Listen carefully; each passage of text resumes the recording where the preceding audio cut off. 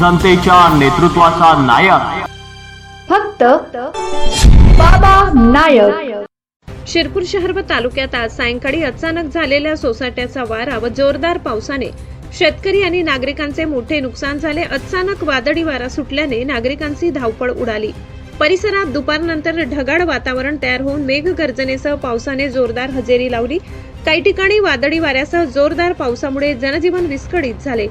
या अवकाळी पावसामुळे 50 ते 60% पिकांचे नुकसान झाल्याचा प्राथमिक अंदाज व्यक्त करण्यात येत आहे।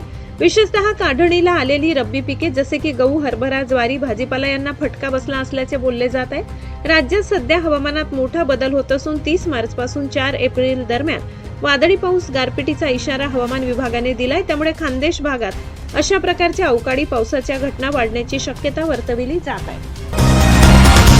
जनतेच्या नेतृत्वाचा नायक फक्त बाबा नायक।